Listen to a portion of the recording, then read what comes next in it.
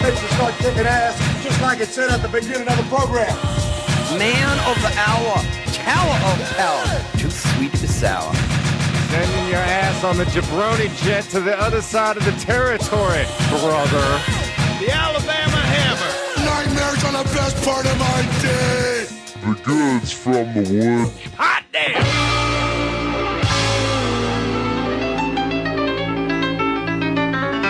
Welcome to the Goods from the Woods. My name is Rivers Langley. I'm Pat Riley. This is gonna man of the hour, tower of power, too sweet to be sour. And today, our guest, the Fear from Fenway. Ladies and gentlemen, it's John Tole. How you doing, everybody? good to see you again, man. Welcome back. I'm absolutely blessed to still be alive. Yeah? Absolutely. What else is there? John, the star of our heavy metal episode. Yeah. Yes. I'll take that. Which was one of my favorites. Oh, good. Any chance we get to talk about Kiss is it's a good day. Or meeting Ricky Rackman at a campground. Any day that involves Ricky Rackman at any level, you've won. Have you had any Ricky Rackman sightings since then? No. I did see the drummer of Snow White was at my show. If you want to talk old Chicago thrash metal from 1983. They had a rivalry with Cinderella. Yeah. Right.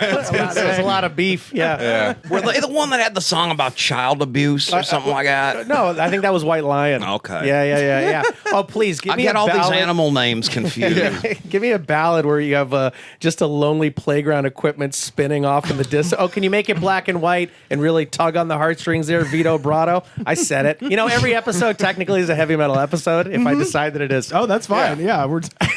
What is it? Whiskey in the Shark. Whiskey. That's Whiskey and the Surfer, bro. Oh, That's Whiskey and the Surfer. 106.3, Denver's top iconic rock. Mountains of riffs while we rally in the valley. Here's the song that pays. I hope you guys like Cheap Trick, because here they come. Oh my God! Today we're talking virtual reality. Yes. Which Like the movie The Lawnmower Man. That was my introduction to virtual reality. Man, nothing says I'm walking back that video DVD like that title. I'm just going, nope, not even that movie. I haven't even seen it free anywhere. Like, and Netflix doesn't even have it. That's how bad that movie is. Netflix doesn't want it. No. Yeah. What would you do? Yeah. But yeah, I normally, I'll shoot people a message. I'm like, yeah, any topic you want to cover, immediately shot back virtual reality. Oh, hey, have No you, hesitation. Have you guys worn the VR helmet yet? No. I have. Oh, yeah. How did you like it? So I've been doing a bit about it because the first time I tried it out, I got to go to the Google space. Oh, nice. Which is Oh, they let you in there. I'm on a list. Oh, so it's yeah. the YouTube space. I'm sorry. Good list or a bad list? Well, that's what you get. I signed and I swore my allegiance to Bing, and now I'm not allowed in I'm not allowed in any Google property. Email me at johnrtole@yahoo. But they. Yeah, it's like a fun thing when you live here. Occasionally get to get invited to cool stuff that you look around and you're like, I'm not supposed to be here. Oh, this is what other creative people are doing when they're not sitting at home smoking weed. Right, Oh, right.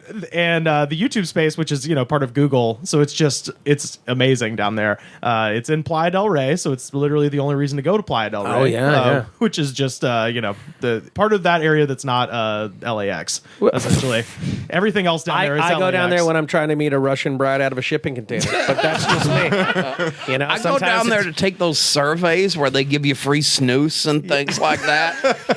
Where do you think I got this jacket? It did look like camel cash, I had to admit. Yeah. I have a buddy of mine that collects camel cash. Has a whole outfit. Wait, It's that's all Lord, camel that cash. shit should circulate, man. It's better for Yeah? the economy I that know. way. Wow. That camel cash has more value in that money than our fiat currency has right now. Anyone will tell you that. We no longer have gold down in the basement of Fort Knox, dude. It's just a bunch of Joe. They got Joe Camel. Do believe a lot of people don't know this. In the basement of Fort Knox, they actually have the corpse of Joe Camel, and that's what the Illuminati feeds off of. I got a whole safe of nothing but Marlboro miles too. That's right. I have more faith in Philip Morris than I do in the Federal Reserve. It's a known fact. If you made every single American stop smoking, we'd still make money because of the Chinese. That was actually said at a stockholder meeting that my dad went to and came back and told us. Wow. Yeah, because he worked for Kraft, and they were owned by like. Well, they're not Philip trying Morris. to make us stop smoking, though, because I ain't going to have to go to China to get a cigarette, man. That's too long a flight. But yeah, I got to go down to YouTube Space, and they had a big, huge line. To try out the Oculus Rift. Oh, nice. And I stood in the line, and I finally get to the front, and did they let you? And then what was the VR? Just you had to wait in another line, but you were doing it virtually. That was kind of how exciting the thing I got to do was, because I get to the front, and the guy who's like manning the thing goes to hand me the goggles and the headphones, and he goes, "Are you ready, man?" And I was like, yeah. And I pointed to the line. I was like, don't worry, I'm not really a video game person. I'll just be a second. I just kind of want to see it. And he goes, "Oh, don't worry, man, because this isn't a video game. What you're about to experience is an interactive art exhibit." Oh. And I was just like, oh, great. The one thing I find more ponderous and boring than video games, fucking art exhibits. So I put it on, and it was like this weird, like, you were supposed to jump from like one asteroid to another. And How was that an art exhibit? Well, because there was no objective. You were like in outer space, and you were just jumping from one thing to another. And it made my head hurt, and then I like thought I was going to puke. So you didn't like it? It wasn't my favorite thing in the world. Well, let me tell you my experience, since yours wasn't so good. Yeah. I'm in Austin, Texas, and it's a Tuesday morning. We decide we're going to eat mushrooms and go play golf. Okay. Like you do. Yeah, no, golf. But is- you don't need virtual reality for any of that. No, you don't. I mean, because the good thing about like a par 9 golf course, because I imagine it's the 9-hole par 3 golf course that you went to when you were. No, it was a 9-hole, but it's Willie Nelson's Pedernales Country Club golf course. Well, that's Fuck it. expected Well, to of be. course you had to be on mushrooms. Yeah, for exactly. that. Because that was the thing about like golf. It's like you think there's like 2 levels of golf. There's the like country club level of golf, and then there's the municipal court level of golf. And the municipal courses, it's like you just sneak on, and you don't have to wear a shirt, and you have a 12-pack of beer in your golf bag, which has like 2 clubs in it. Yeah. That's the way to golf. Or there was the way to play when we were kids, where you just, my front lawn is the tee. Your house down and around the corner is the green, par 4, and you're just wailing it off the neighbor. Oh, by the way, we're using tennis rackets and golf balls, okay? Are the neighbors mad? No, they're happy that we're not playing flaming tennis ball, which is a game we used to play that involved gasoline and a tennis ball and the same tennis rackets. So they were just happy that we weren't doing that. That's how we played. But at Willie Nelson's, and I took out my buddy, comedian Jared Hawley, who had never played golf before. Oh, perfect. So we drank all the way on the way there. We smoked weed, and then we ate mushrooms, and then we filmed the whole thing in 3D virtual reality. Oh no! We had 2 cameras out with us because we wanted people to know what this experience was like. Yeah. And so I had never put the helmet on. So we're just out there having a good time. And my buddy goes, "Well, what are you doing after this?" And I'm like, "Oh, probably more drugs." And he goes, "Oh, good. Come over to my house." And then we smoke out, and he goes, "You've never seen this?" And I'm like, "No." Again, he owns Austin VR Lab. It was awesome. So he's in the business. Like, he's the guy. He has the goggles. He has all the technology. He knows how to film it, edit the whole thing. So That's incredible. Yeah, because the next time I film stand-up, it's going to be in 3D virtual reality. So why not? None of this is real anyways. And so we'll get to that in a second. But so he puts this thing, and he goes, all right. He goes, and he just sits me on a chair, and he puts the goggles on, and it's a video. Here you go. Okay, this is the video game, and this is how you shoot and everything. I'm like, oh, this is really cool. And you're looking around, and you're like, oh, this is the real thing. He goes, you got to see porn. So then you sit there, you put the goggles on. Next thing I know, I'm in a room. It's like, and I'm like, and there's no crew, because the camera's basically on top of the actor's head. Yeah. Okay. And so everywhere you're turning, so all of a sudden you go over to the right, 2 people are banging. There's a chick by herself off, like just diddling herself sitting on a stool, and whatever you want to watch. You can watch this happen. You can watch these people. Yeah, you can watch these people. Can you bang. interact with them? Well, basically, the action's just happening around you, but then they switch partners. The chicks get together. The one chick switches for the other. But you It's can't like- get your virtual ding dong sucked by the. No, but they have a robot. They're building. The Japanese are building a robot right But now. it has to be a robot. I mean, at the price point that I can afford. I've never seen this thing, so I don't know what goes on. That's in like. There's a really good essay that David Foster Wallace, the writer, wrote about where he went to AVNs and the Consumer Electronics Expo, where those 2 things are usually connected. So they have all the new like technology, because porn is the thing that's like kind of the pioneers when it comes to a lot of these technologies. The first thing we do as soon as we make something new, we try to bang with it. Yeah, exactly. And so this was back in like 1998, and they were talking about how these people were trying to construct it. And it's almost like when you read it, you think of this steampunk version of this sort of thing where they were like, all right, it's this thing where the guy stands there and it looks like, and he describes it, and it's almost like it looks like an air conditioning unit.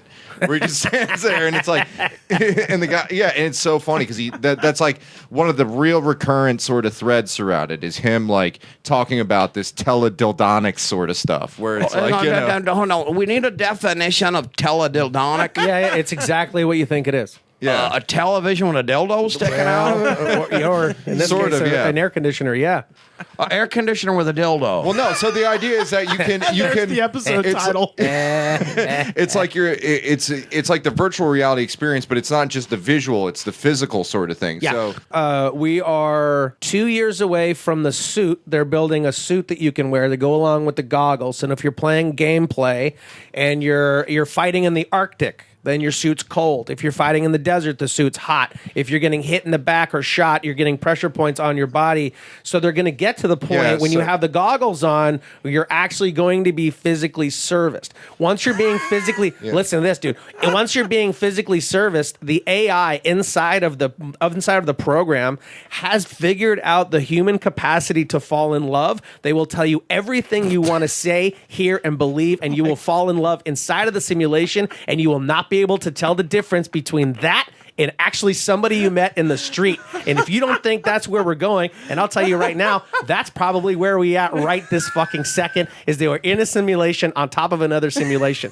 Like that movie with Arnold Schwarzenegger. The philosophers are saying that it's a 1 in a billion chance that we are at the baseline of reality because there is so much technology off in the future that they've already figured out how to do it, and we're just operating inside of one of those currently. the other thing that's really cool about the suit is that when you wear it and you're in the VR porn, it actually feels like you're wearing a real UPS outfit. Just to smell the pizza getting cold, of course. But I'll tell you, as I was sitting there and I got the goggles on, and I'm like, I'm 100% in this, and I'm watching them like bang and the whole thing, and I looked down, and the best part about it was the only time in my life I've ever had abs. Yeah. And you were on mushrooms still. No, I was told. Well, I was pretty sober at that point. Oh, okay. So we were just This smoking weed. This shit has improved a lot since the days of the Nintendo Virtual Boy. We and all used to that. play just a Pong square, and now we have games where we're inside of them living, and and you have to understand that that's where we're going to. That they are building a virtual reality that you are not going to be able to distinguish between what is real life and what is that. And philosophically, at that standpoint, you have to go, oh man, then what is this whole thing really? Right. Is this just an illusion that our meat computers are able to figure out with our dumb five senses? This is all very Philip K. Dick. I love Philip K. Dick. He's one of my. I actually have the exegesis of Philip K. Dick in my bedroom that I'm reading right now. He's like one of my favorite writers of all time. As a futurist, Yeah. the dude's brilliant. He's brilliant. Who won at Shotgun Willie's golf course? Well, I'm the best golfer, hands Okay. down. Yeah. Well, So- because one of the guys hadn't golfed before. yeah, so well, it's- and that's another thing. So his second hole is it's a par 3. He gets up there and he must whiff like the first 8 times. Okay, and the best part is he does like, because we have it on film, and it's all he does all these big glorious, like he's like a wrestler, almost like he cuts a promo before he does the thing. So he's looking into the camera and he's like this, and he gets up there, whiff, all right, then he resets, and then finally on the time he didn't do it, smacked it right down the middle and put it right on the green. Second man. hole he ever played in, and then we're all just laughing. And I'm like, well, that's the point of life. It's like this is just a game. All of this is just a game. Follow the rules within the guise of the rules, and you can do anything you want. That's what I love about the simulation theory, and that's what we're in right now. Shotgun Willie sits around in his underwear, biting on a bullet and pulling out all of his hair. Shotgun Willie's got all of his family there.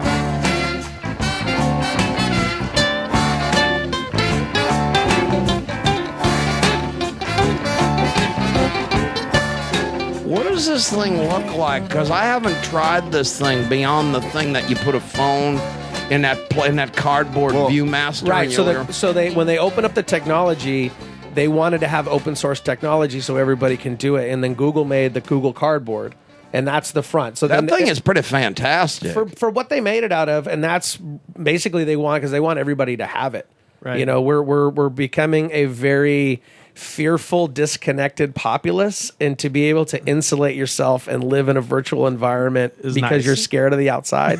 It's real nice. Meanwhile, brought to you by whatever they're going to sell you inside of the thing. Right.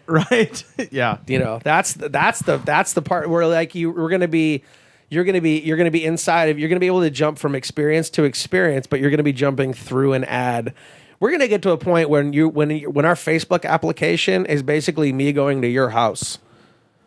Where So you we're have just back to everything normal. Yeah, that's what it kind of sounds like. It loops all the way back around. It totally is, and they're going to own all of it, and they're going to own absolutely all of it. That's fucking crazy. It's awesome. It's so amazing that our as long as the human race doesn't kill itself or the planet doesn't get rid of us, like that's the next thing that we're going to be making. Well, if they perfect this virtual reality thing and the air conditioner that can, get you off, the human race might just die out. Look, like, I'm all for it.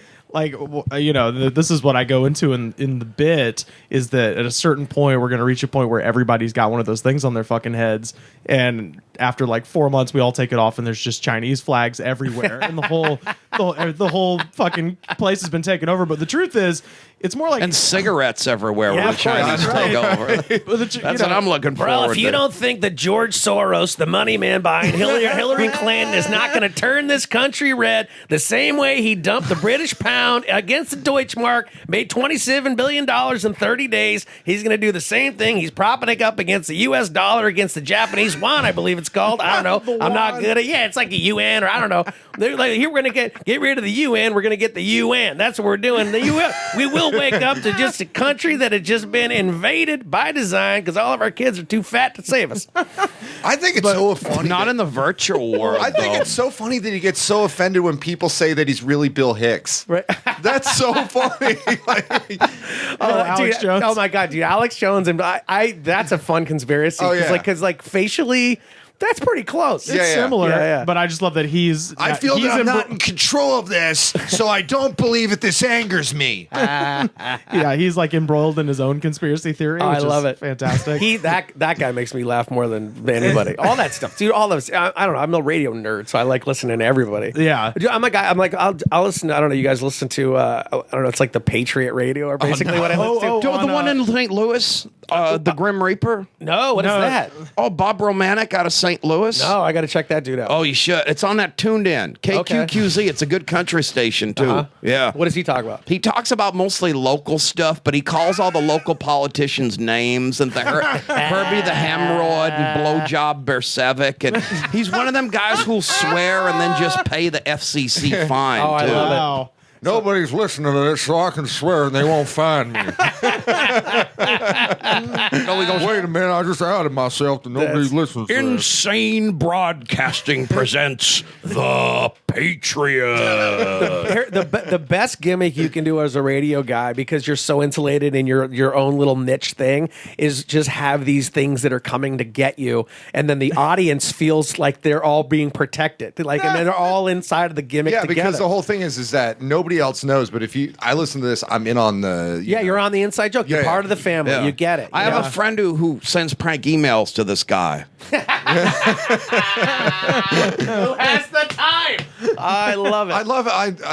I'm a big fan of like Art Bell and stuff like that. he's But great. the thing that I love is there's the Phil West of the Rockies. Go ahead. the Phil Hendry show. Love him. It's always funny whenever they have the people call in that actually think that it's Oh, for sure. earnestly for real and not Phil Hendry doing a character. Yeah. And they just This is Bobby Dooley. Spin the Citizens wheels. Auxiliary. My favorite Phil Henry is when he does I'm a gay man and a gay journalist. That's his character. Like, that one character kills me. I've seen him do 4 characters in real time and talk to a guy on the phone. Yeah. And he'll have one character arguing with the guy on the phone, the one guy backing Phil backing the guy on the phone, but then switching and going to his own character. It's wild. Yeah. And you got to watch him do it. The way his brain works is fucking genius. Yeah, And there will never have anybody like that in the world ever again. So it's a radio show? Yeah, so it's a radio show, and it's is this amazing talk radio show that he does. So he does all the characters himself, and all the characters that he brings on that he interviews are just absolutely ridiculous. Yes, and they all have backstories. Yeah, and they all champion these ridiculous causes. Yeah. They're all like complete parodies of, so they're complete like kind of self parodies, and he runs the characters. He'll have he'll have 3 people that he's interviewing, and he's all 3 at the same time, including himself, who's the host. Yeah. And he'll as John was saying, he fields calls. Yeah. You know, they get into arguments at the same time. It's amazing how he's able to do it like live, Right. more Yeah. or less, and not cut it up. He takes real callers? Yes, Yeah, because you're just going through people are going through the radio dial, and then they hear something provocative, and then they're like, "What is Yeah, going it's on like right a War now? of the Worlds sort of effect. Oh, okay. Yeah, yeah, yeah. essentially. Where do they make it out of? Orlando, I think. Yeah, he was here. I think he was an LA guy, but I don't know if he's Yeah, still. I don't know. Maybe it's L.A. because when I heard it, it was in Orlando. Yeah, so. he's brilliant. And, like I'll say, I mean, him and Howard Stern, as far as being Yeah. people on the radio. But I'm the same lunatic. I can listen all day, and like I'll listen to every single second of Rush's show. I'll go right Yep. into Hannity. I'll go right into Glenn Michael Beck. Savage. Love Michael Savage. I went to a Michael Savage live event. It Oh, was amazing. no. He drove on stage wearing a general's helmet and we're driving a Cadillac. Is Oh, he's like JBL It and was shit. amazing. was Michael is Michael Savage the one that was friends with William Burroughs? Yeah, so Michael Savage, The guy who wrote Tarzan? No, no, that's- no, it's Edgar Rice Burroughs. No, William Burroughs wrote Naked Lunch and shit. Yeah. The soft machine. Yeah, Was it better than Tarzan? It's different. much different. It's Tarzan a book. A little different. But yeah, no, Michael Savage, real name Michael Wiener. Yes, true story. Doctor. He could be the Savage Wiener. Self-proclaimed doctor. Isn't he a doctor of like transcendental meditation? No. or something? No. It's Is that the people that want their own Everybody bathroom? can be a doctor of So- TM if you give them $3,000. It's my favorite thing about conservative radio. I mean, liberal radio too, to some extent, but conservative radio specifically. Every conservative radio talk show host has a previous failed career in something different. Yeah. So they all come from like a wide, like there's. That's why my failed comedy career is going to turn me into a broadcaster. Well, there's like, there's Dennis Miller, who is a failed comedian. No, There's- that guy's I accomplished. wouldn't call him fail. I'm kidding. Listen here, Chooch LaRue. But no, there's a Good luck getting booked at Cap City. there's a guy I like, Jerry Doyle. He has my second favorite previous career besides Michael Savage. Jerry Doyle used to be on Babylon 5. Oh, of course. So his callers are all like, well, Obama, or it's people just being like, okay, so season 2, episode 3, you said that it was this kind of blaster, but you were actually, like, he has nerds. Wow. Babylon 5 nerds call him, and also insanos that live in the fucking hills. That's amazing. And that's the calls he feels. does he weave them together, or does he? He'll talk about him. He That's loves awesome. it. He loves He leads being a double life. yeah. That's great though. So there's that guy, but then Michael Savage has my favorite previous life, where before he became a conservative commentator, he was an herbal healer. So he's written he has like 7 or 8. Lay down. I'm going to wave this sage over the top of you. Coming up after this. Well, he's well acquainted with systems that don't work, Right, so he could push right wing politics really well. Well, he's got this he's probably got 7 or 8 conservative books that he's written under the name Michael Savage. Yeah. He has literally like 20 herbal healing books under Michael Allen Wiener. So he gets calls of just people being like, well, Obama, or people just being like, okay, so I've started the garlic pill regimen that you recommended, and I'm wondering if it's cool to like add fish oil to that. Right. Oh, well, the thing you got to do, sweetheart, you got to mix because he's got this very thick New York accent, but he lives in San Francisco. That's what he calls it. Right. It's like, the dirty streets of San Francisco. With these clipped-haired, mean-faced lesbians. You know how they are driving around with their Subarus. He literally one time said, like, yeah, why don't you take your sandals down to the beard store? I was like, it doesn't make any sense. You know what? You make fun of that, but if there was a wrestler standing in the middle of the ring that said that, you'd be like, oh, that's the greatest line I've ever heard. I was going to say, I think I like this guy, whoever he is. Yeah. And he's also an avid sailor. That's his other. So he's always talking about, like, I was out on the bay today, going around Alcatraz. It was just lovely. Obama's a Muslim, whatever. I grew up in the Bay Area, and like Bay Area radio was killer because he was on. I mean, I'm a huge fan of like sports talk. Like I love that too. Yeah. My favorite sports talk guy probably should have been a comedian in his real life. Yeah. Yeah, because he's Gary Radnich. He's on Cron 4. He's like the Channel 4 NBC sports dude, and then does radio during the day. It's all callers. Oh, no shit. Where are you calling from? What are you driving? And then everything's an innuendo, and he'll do it. He'll do a dick joke without saying it, and then he just pauses, and then he just lets it sit in, and then he goes yes, and then he moves on to the next thing. It's so good. So right now, That guy's part of my comedy act, actually. Oh, really? Dude, my act. I'm part Radnich, part Johnny. I'm all Johnny Carson. I mean, Johnny Carson's probably the funniest person that ever. I did not know that. Oh, that's you're not aware of. I don't want to get political. I was at the Scalia funeral. A lot of people don't know this. Open robe.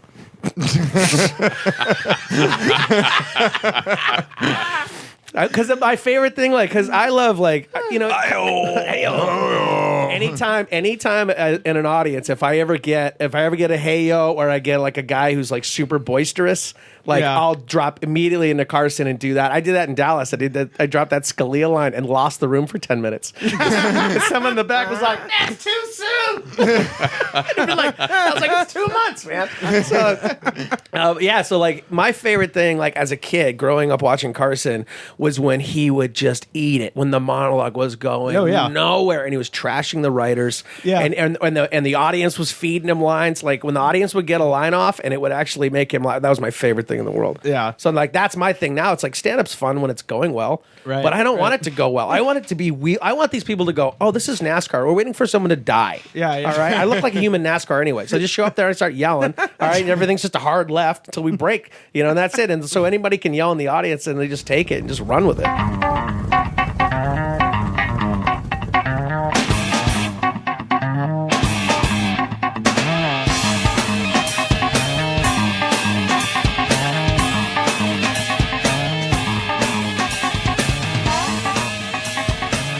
In my home state right now, all three heads of all three branches of government are currently either have been removed, arrested, indicted. They're all in some shit. So that we got the Chief Justice Roy Moore, who famously was. And you believe in the separation of powers? I don't think so. Oh my God! So we elect our judges down there, which is the dumbest shit in the world. But that's not corrupt. I mean, yeah. So Roy Moore famously was already removed from office during the Bush administration, mind you, for installing that 10 Commandments monument. Do you remember that shit? Oh yeah, that was. Yeah, he was dragged out of the fucking courthouse. He got reelected. And then when they passed gay marriage, he told all of the lower judges that they weren't allowed to issue marriage certificates. So he's about to get kicked out for the same shit. Oh my gosh. For abusing power or whatever. So there's him. Then there's the governor who's going through his sex scandal. John Oliver had a very funny take on that. Why? What's the sex scandal? Oh, he was he was fucking one of his interns or whatever. I am the governor. What? Yeah, that's enough to get you kicked out of office. Now what the hell's happened in this country? Wasn't he using have you seen what my wife looks like? Oh no, he sounds worse. He's got this very slow. Oh no, he sounds like this, and they got this recording of him going, "Oh, well, when I got you and I'm holding you from behind and I'm holding on to your breasts and your hips, and well, I just love that." That's the recording. I just love it too, Rivers. I have to say, you're pretty good at the dirty talk. There's one where he's just like, "You got really pretty hair." He's the worst, Governor Bentley. But the reason that he's under investigation is that he actually had been using state funds for all kinds of crazy shit. And this big list of things that he abused state money came out. And my favorite one was he got down to the governor's beach house. Because we supply that. Of course. Down in Gulf Shores, baby. Yeah, so he gets down to Gulf Shores and he's like, "Oh shit, I forgot my wallet." Gets his staff, takes the private plane back to Montgomery to get his fucking wallet and then come back down to Gulf Shores. Wow. At a cost of $140,000. Yeah, at least. Something crazy to the taxpayer. It was literally $6,000 of taxpayer money just to get his So what happens wallet. when you give the governor a beach house? Right. Yeah. So he's under investigation. So the reason I think also there's one where he just racked up some insane tab at Buffalo Wild Wings. There was it was on the list that him and his friends just wanted to watch football, so they went to a Buffalo Wild Wings or a place like that. I like teriyaki. Oh no, he should have told him it was a budget meeting, got it as a write-off or something. But it was something like $9,000. You know this that fuckhead likes weird flavors too. He's like, I want the Parmesan. I like the Parmesan garlic. Can I just get? Is there any way you could just make wings with just butter? I mean, it's just, I liked it. I liked it. So there's that. The reason I brought all this up, though, the last guy, the former now Speaker of the House, just recently convicted and sentenced for corruption, Mike Hubbard, who is our state congressman from my district, from Auburn. His job, he owned all the conservative talk radio stations in Alabama, and he is in jail now. Oh my gosh. Yeah, so, but the funniest shit was on the news. He was standing in front of my high school going, "Hi, this is Representative Mike Hubbard, and I'm just proud to be a part of Auburn High School's proud tradition here of Chicken Finger Friday." And I was like, dude, Finger Friday's on the news. That's so good. Finger Friday. My local. Speaking of Finger Friday, his first day inside of the Slammer is going to be a rough one when he gets bent over and the guy goes, "First time, long time. Here we go." Finger Friday, here it is. I had no idea that was coming. The local. Neither did he. The state representative from my parents' district was the guy. You know that story that went around that like there was a. I feel bad none of my congressmen have been arrested lately. I gotta find out who my congressmen are. Yeah, because because he was in the news. Because you remember there was that story that circulated around about the assemblyman in Florida that was trying to legalize midget tossing as a jobs bill. That's the state representative from my parents' district who lives like down the street. Gosh. Yeah, he was like, "Well, you're just denying them jobs, so you should legalize it." Rich Workman, I think his name is. Oh. Wait, his name is Rich Workman? Yeah. Dick Workman. With a name like that, why isn't he Rich I think Workman? it's. I think You'd think it'd be a self-fulfilling but prophecy. no, it's Rich with a T. Okay. Rich like Mitch. Okay, because I thought he was somebody like Angelina Ballerina who was sort of born into a certain profession given their last name. Well, how were the chicken fingers? Oh, they That's were the real delightful. question. Breaded Really. well. Yeah. Chicken Finger Friday. Like they nailed it. It's a real tradition. What kind of Fully. sauces? So they had the good honey mustard, and they also had Texas Pete, which is Man, we got to sneak in Auburn High School. Yeah. Put on some beanies or goth clothes, whatever the kids wear nowadays. And yeah. I'm State Representative Mike Hubbard, and today is Chicken Finger Friday. Yeah, that's my old high school he's standing in front of. Oh my gosh. Yeah, so that's the radio guy. I'm gonna miss his famous segment, which was the Friends of Christ movie review, where it was the one thing that he would Did he do. get the apostles together and they would review movies? Bartholomew gave this one a thumbs down, but Thomas said it was okay. Thomas didn't believe that it was good. No. James gave it a thumbs up. Thomas refused to believe the reviews. The reviews were out, and Thomas said, "No, sir." That is so good.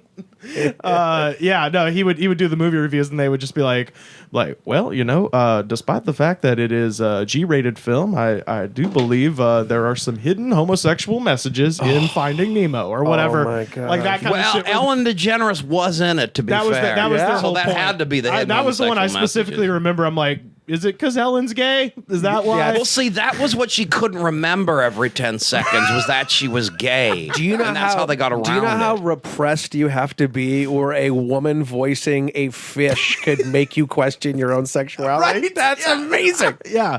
So they would. So I'm gonna miss that in the mornings on So good, dude. Here's the thing: I'm a diehard Catholic. I'm a full believer, but when those dudes go off like the evangelical wackos, I'm like, oh, this. Well, have you read fascinating. the National Council of Bishops movie reviews? No. Oh yeah, they have. I think there's I'm gonna have to do that on my podcast. Yeah, there's Is that a real thing? Yeah, I believe so. Yeah, that the Wait, so there's a Catholic Council of Bishops? yeah that Yeah, they really didn't review like the Spanish movies. Inquisition Yeah. sequence.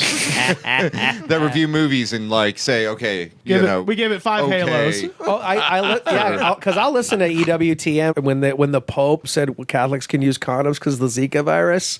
We're taking calls up next. Yeah. And nobody knew what to do. Yeah. Because everybody's on the phone going, no. We're not supposed to use it. Everything we've ever said, we're not supposed to use it. This guy said we can use. Yeah, but he was on a plane when he said it. Yeah, but even the pontiff sitting in row 36E, that is still the seat of the Pope, even if he's 36,000 feet in the air. I love that he still flies coach. Yeah, of course he does. Yeah. He's like Bernie and shit. So wait, that happened? The Pope said it's cool to because of the it's Zika reasonable? virus. Because of the Zika virus I've been talking about that on stage because I think it's great. Oh my God. Today is a difficult day for me. The recordings that were referred to by Spencer Collier in his press conference were actually made 2 years ago. When I stand behind you and I put my arms around you and I put my hands on your breast and I put my hands on you and just include you real close. I love that too. That's why I love the philosophical questioning of it, because at that time when they make virtual reality undistinguishable from reality, what are the rules that apply? Yeah. Because it's only how you feel about your life and what's going on around you. It's just perception. All of this is perception. So whether you think you're just alone on a rock in the middle of space, or you think that you're living inside of a computer paradigm, none of it matters. It's all about how you feel about it. Do you love everybody around you? I hate everyone. But I'll say this. I guess it'll be good because nobody will have a job or a house Nobody's or car gonna have a job anymore. anyways. Yeah. What happens, dude? So we'll have, but in the virtual world, we'll all have whatever job we want. Dude, right now you can buy a Tesla, and if you own that Tesla and you start in Seattle and you just want to drive to LA on the 5, the Tesla will do it for you. You don't even have to drive anymore because it's just using GPS to go. I'm going to pose a question out. This is my futurist Philip K. Dick weirdo hat out in the future. Yeah. When all of a sudden all of our trucking is automated, all of our cabs are automated, and we no longer need to have transportation, what are all those people who do that for a living going to do for jobs? They're going to go on VR and pretend that they're listening to Red Sylvan, drinking some hot coffee and, doing some crank on the interstate. Making a midnight run through Topeka. Exactly, because that's where I'm going to be when it's virtual reality times. It can give you your dream job. So in the virtual reality days, I can be the Civil War general I always wanted to be in the first place. 25 years from now, mark my words, when everybody's living on universal income and there's no more guns, that was the plan all along. Oh, no. Well, the no more guns bothers me, but in the virtual world, I can be as armed as we want. Exactly. So is this what they do? They take away all your real things and they give you fake things? Yeah. It's like television writ large. Yes. Mm-hmm. Yeah. Well, we've seen the future, and it's a box. And it's going to be exactly like it is now. Exactly. Yeah. I'm just waiting for those suits and the air conditioner that can give you a Hummer.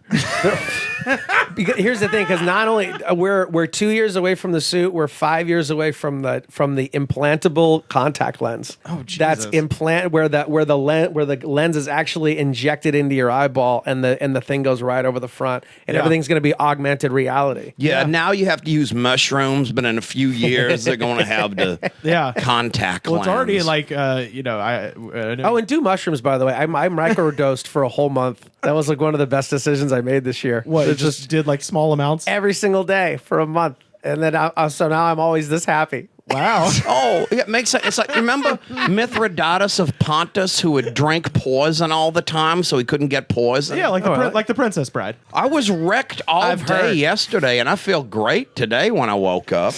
Yeah. An hour ago. Oh, good for you. I want more of this southern debaucherous politics. That's what I want. Have you guys ever heard clips of Huey Long's radio show? No. Oh yeah. Well, I watched the documentary. Yeah, some of those are ridiculous, because share our wealth. Every man a king. Yeah. I'll a take chicken in every pot and every man a king. Yeah, I listened to some of it, but it turned out to be an episode of Amos and Andy. But he would just ramble for long periods because you could smell, if you listen to it, you can smell the booze through the audio. And he's just like, let me tell you something. I'm a friend of the little man. Yeah. I've been out to the I love that farm. southern I've been like out they're to talking out of the bottom of their neck. I don't think Franklin Roosevelt could stand a day in the bayou. I represent the bayou.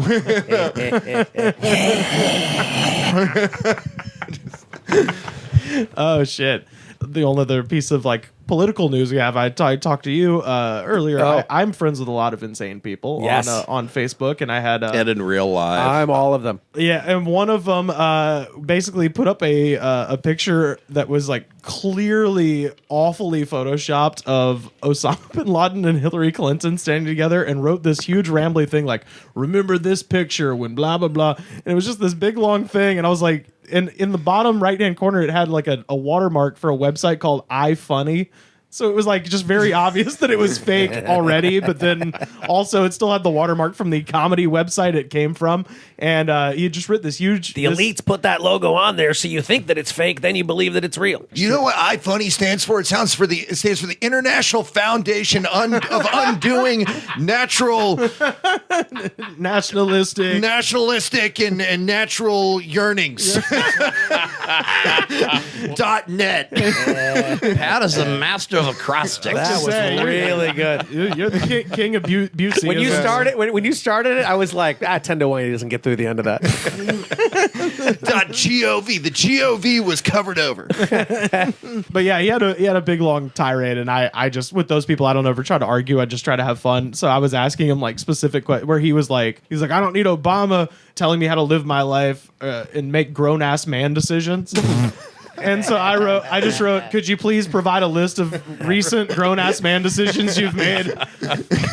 And he went on this whole thing about this militia that he's a part of, and I was like, I was getting really... Are they Zoavs? No, they're called like the 3% or something, and I looked them up. Are they bikers? Because That's what I thought. I was like, is that I'm telling you right now, don't screw this up because Rivers and I are doing comedy at the compound. Okay. All right, I'm an offer make it, but the big revelation was that he was talking about all their militia activities, and he mentioned this specific town that they were doing their stuff, and he's like, yeah, there's lots of old buildings out there, and we can do our maneuvers and sniper techniques and all this shit. And based on where he described it, I was like, oh my god. And I asked in the comment, I was like, is this the old nudist colony? Because there was a nudist colony outside of my Maybe hometown. they go commando. I hate you. I hate you. That is great.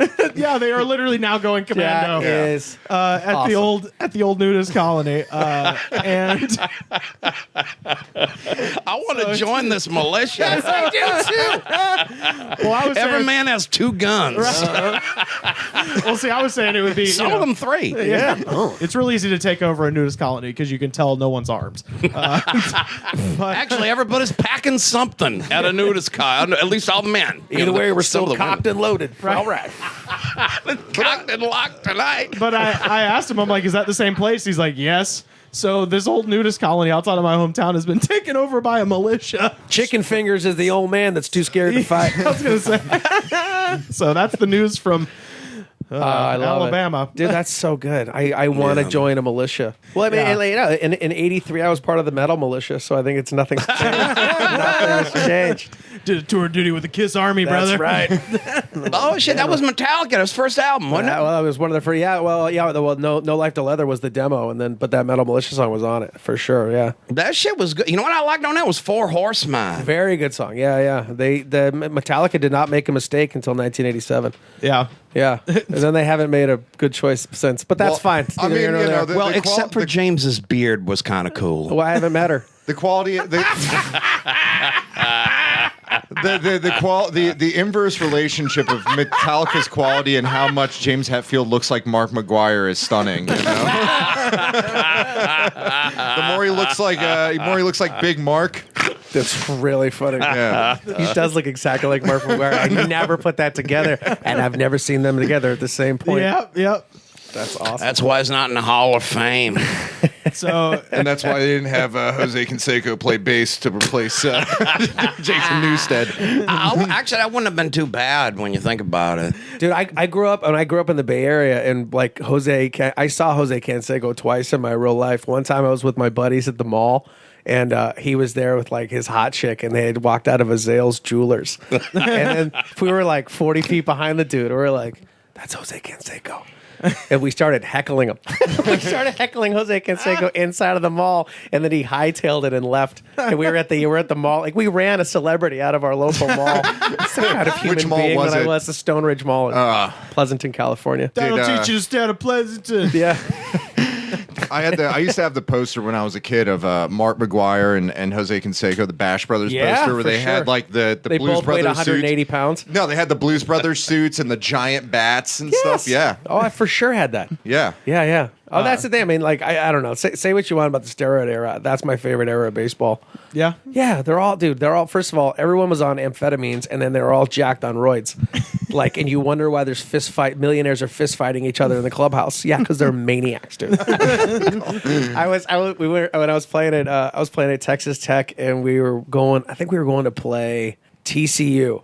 And the day before our TCU game, they got us tickets to go see the Rangers, and it was at the old ballpark. Like, but it was like the new one was being built, but it was just on the other side of the parking lot. Yeah.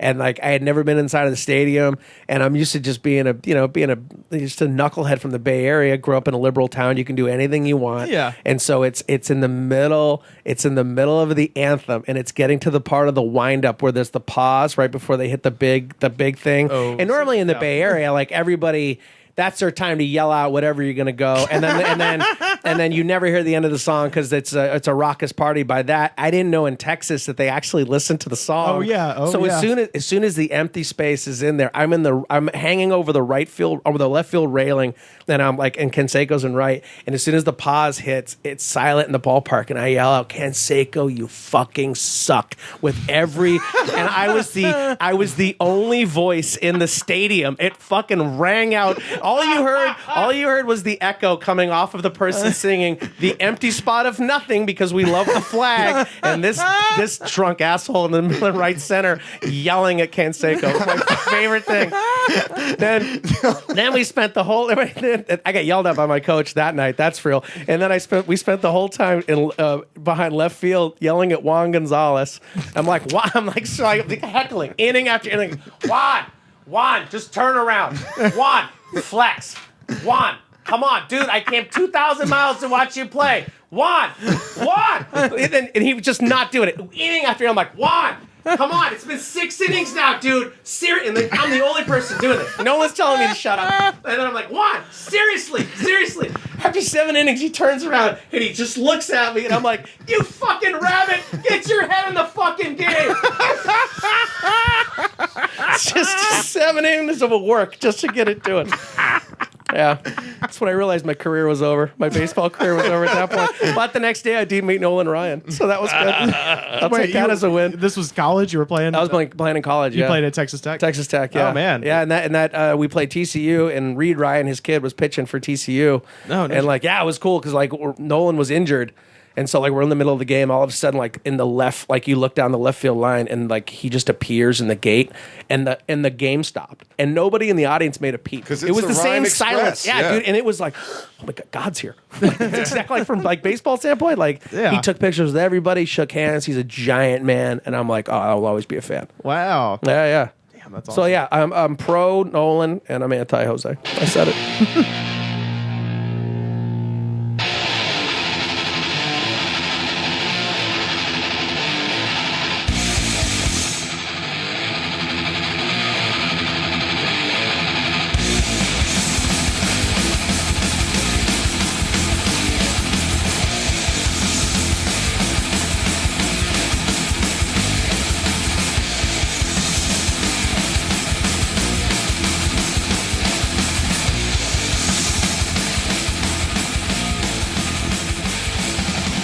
So if this is a simulation, Yeah. Oh yeah. What do you want to know?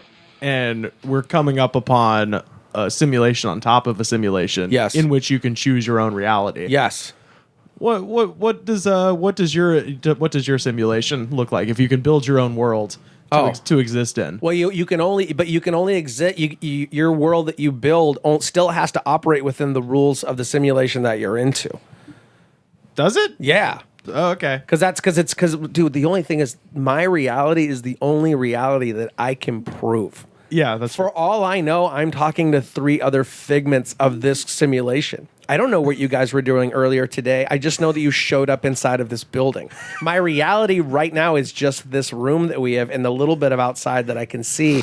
Other than that, it's all ones and zeros. But this is all ones and zeros anyway. So my rules, keep God first in your life. Say your prayers, take your vitamins. So Hulk Hogan had it right, all right? Well, and so that's the demand to a point. To a point. They were the demand. After 1989, that's where it gets problematic. When he put in believing in yourself and believing in Hulk Hogan, I found those two apocryphal. That is a little bit of idolatry, to be honest. Okay, you can't have anything before God. So Well, that's he the is rule. sort of a golden statue, really. Yeah, he's a living that bronze. is his skin tone. He's a living bronze human. Just call me Ball Brother. Yeah, so that's it. So yeah, inside of my simulation, don't judge.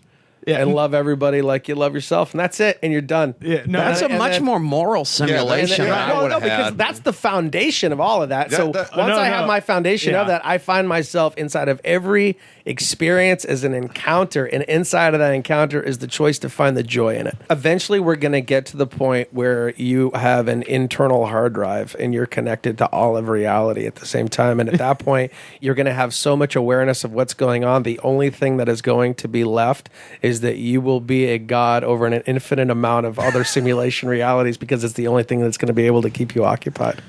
You've got your here and now. Yeah. Well, But what if else you, is but there? If, but if you can, but if you can design, but you can design. This is going so circular. No, but you can. There's only one thing that's happening, and that's the thing that's happening, and it's only happening right here, right Well, now. it's true. It is the entertainment is the opiate of the masses. It's Jim, to give me hide a the jest. fact Come on. you can't have a job and there's no common cultural achievements anymore, and women are allowed to vote and all this other crazy aspects of the modern world. So, but you can design whatever. Where do you like? What time period do you select? Like, where do you go if you could be somewhere else inside a simulation? This is all a simulation, all right? And now look, if you can understand, and I'll tell you, this is after 30 days of microdosing psilocybin, so I know what joy is. I have access to it. If you've had it, then you have it. I know what it's like to win $500 at a horse race, get a pepper steak sandwich, get drunk on wine, go see Night Ranger, and get your dick sucked. And if that's not America on the 4th of July, I don't know what else is. So if you can find that joy and every single part of where you're at, then you've figured out the simulation. I know what it too, but it's not all on the same day like that. That seems like a lot of. I thought I was gonna. really I good day. thought I was gonna die on that day, because you know when everything's like kicking acid, you're like, oh, this is probably it. This is like this is gonna be my Sopranos moment. It's just gonna go black, and I'm gonna get the credits. Yeah. Like, yeah. That's it. Yeah. So every year, every summer, I make this pilgrimage to see Night Ranger. So you don't even and have they'll play all the hits. So you don't even have to like, because what I was asking in the first place was like, if it's The Sims, how do you build your house? How do you? Yeah. What? But it seems like you've got it figured out. You can just do it now. Anyway. Well, yeah, because there's only right now. So okay, Because so Night Ranger still plays. What- so is it's Night Ranger cool. still around? yeah, it's still happening. You can still totally get happening. pepper steak. Yeah, they only play at places where all of that stuff is. I've got to go to this fair because they got a lot more than just pigs and things like that. Yeah, than they yeah, they have animals too. When do you guys want to start? Anytime. We've had some virtual What's fun the theme? today. What's the theme for today? The theme for today is virtual reality. Was this real? Was this live, or was this Memorex, if you will? or is it Memorex? Right. Exactly. Regivision, Panasonic Regivision, if you will. Here's the thing. There's going to be a time when your physical body breaks down. And when your physical body breaks down, you're going to lose your five senses. And when that happens, you're going to realize that you've been a spirit this whole time, and you're going to be absorbed back into the energy of the consciousness that all of this is. We're all going to cross over to the light. We're going to meet each other on the other side. And this secret word is dildo tectonics. I want you guys to remember that, because that is going to be the code to know that we were once in a different simulation. It's actually, that's the it's actually, password. It's actually Tilo. That is the phrase that pays everybody. Techno-dildonics. If you don't know the password, you'll be accidentally shot by your own troops like Stonewall Jackson. Yeah. So tweet tech. What is it? It's teledildonic. Tell a friend, tell a dildonics.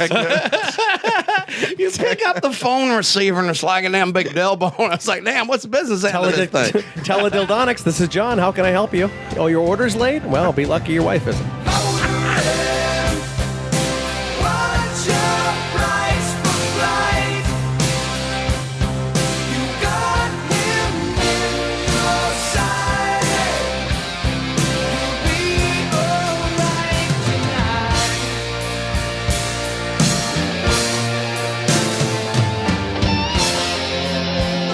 John, where can people find you on the internet, sir?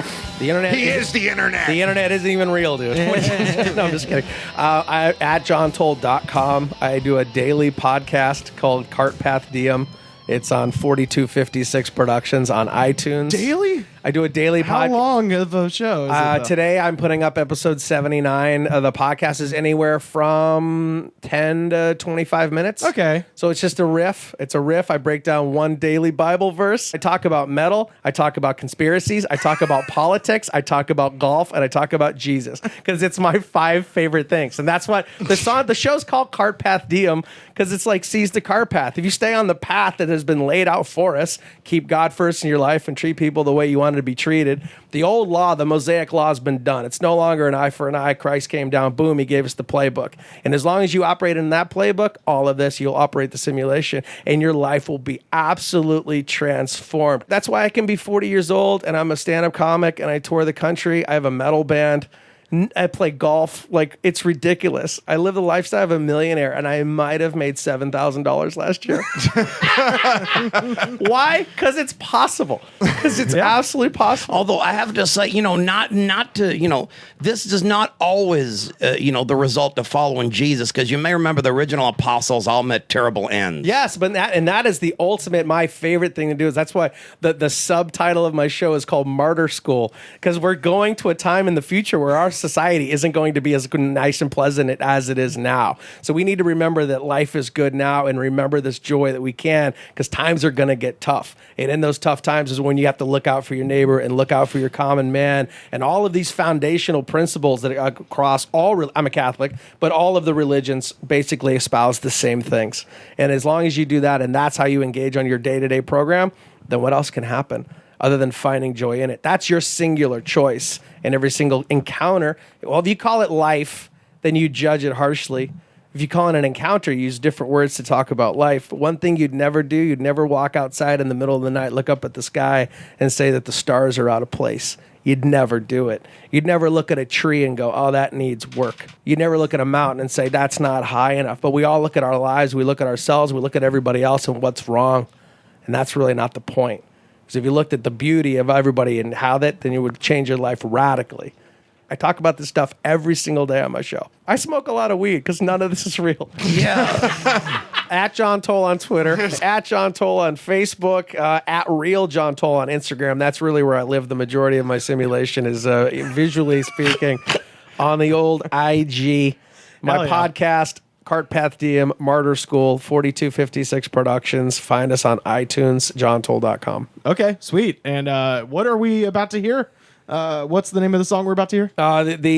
You know what? This is actually song 3 out of our 4-song EP from the Witnesses of Elsewhere, and it's parts 1 and 2 of the second story of the people invading the Chinese-run FEMA camp to liberate Americans, and it's called "Infiltrate the Freedom of Joy." Okay, and the band is called Pit Boss 2000. Pit Boss 2000. Find us. We have iTunes. We're on Spotify. We're on Pandora. We have our own channel.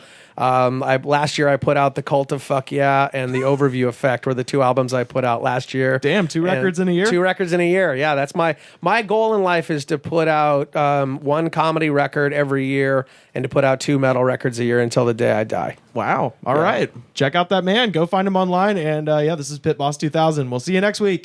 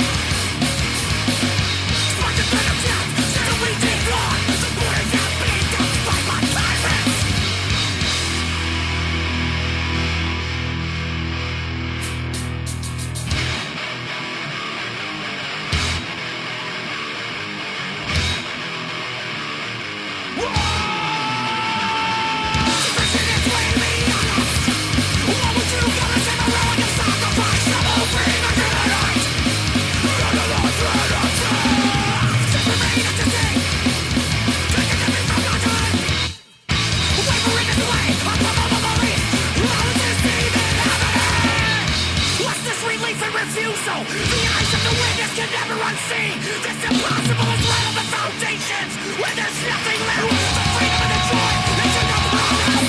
Don't burn, that has undone this man.